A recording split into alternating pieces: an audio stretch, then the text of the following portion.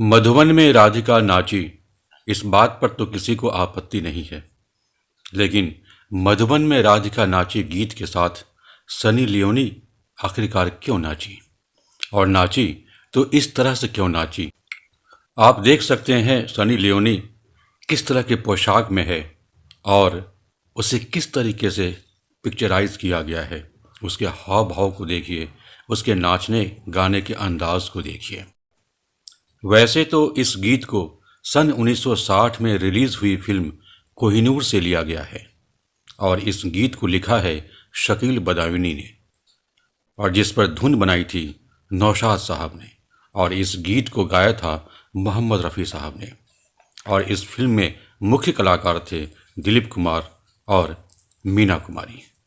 लेकिन जब उस फिल्म में इस गीत को फिल्माया गया तो उस गीत का प्रभाव बहुत ही क्लासिक था।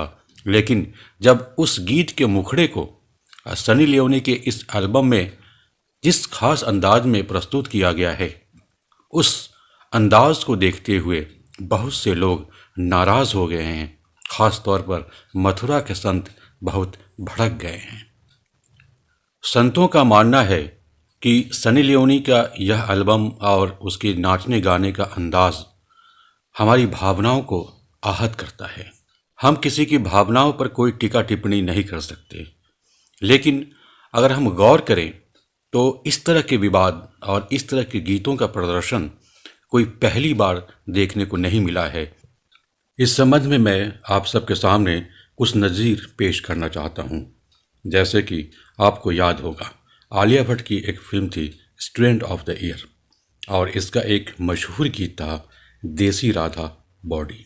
उस समय देसी राधा के बदले कुछ और शब्द था जिस पर विवाद हुआ था, और बाद में देसी शब्द उसमें पिरोया गया था।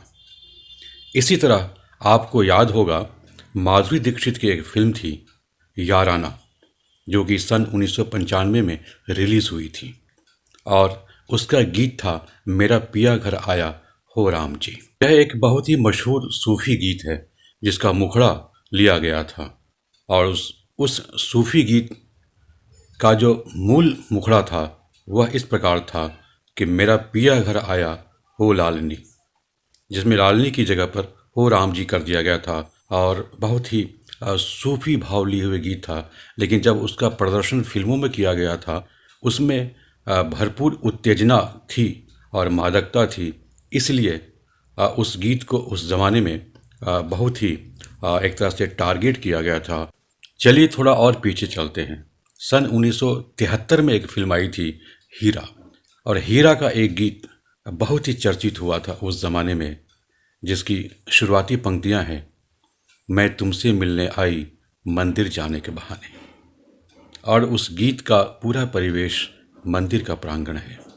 लेकिन इसके ठीक 2 साल के बाद यानी सन 1975 में एक ऐसी फिल्म आई जिसके कुछ गीतों ने ज़बरदस्त तहलका मचाया था, और यह फिल्म थी सन्यासी।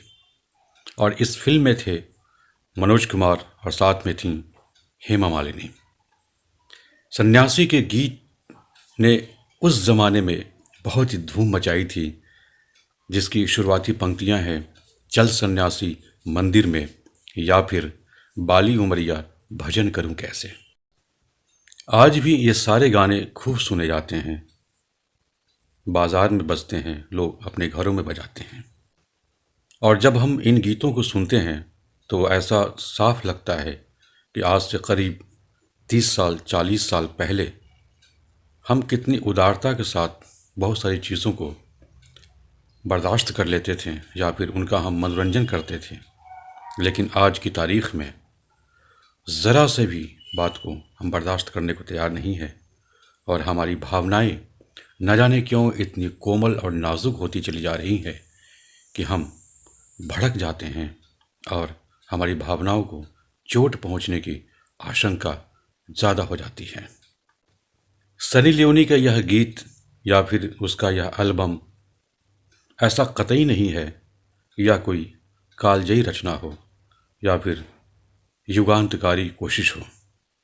सनी लियोनी कोई ऐसी आर्टिस्ट नहीं है, सनी लियोनी की कोई ऐसी नृत्यांगना नहीं है, कोई ऐसी शख्सियत नहीं है जिसको लेकर के हम इतनी गंभीरता से सोचें या फिर इतनी गंभीरता से हम उसके खिलाफ कोई चेतावनी जारी करें। जाहिर सी बात है, इस तरह के गीत या एल्बम ऐसे मौक़ों पर रिलीज़ किए जाते हैं जब सामने कोई सेलिब्रेशन का मौका होता है, मसलन क्रिसमस हो या फिर सामने नया साल है। तो ऐसे मौक़ों पर नाचने गाने के लिए, सेलिब्रेट करने के लिए, जश्न मनाने के लिए ये गीत, इस तरह के एल्बम सामने आते हैं और बाज़ार में कुछ समय हलचल मचा करके फिर गायब हो जाते हैं। ऐसे तीसरे दर्जे की कलाकृति के बारे में कोई टीका टिप्पणी करके या फिर इनके खिलाफ कोई कानूनी कार्रवाई की धमकी देने की बात कह के आखिर इन्हें प्रचारित करने से क्या फ़ायदा? नुकसान उल्टा हमारा है, नुकसान हमारी सहनशीलता का है। प्रचार तो इनका हो जाएगा, बाज़ार तो इन्हीं का बढ़ जाएगा।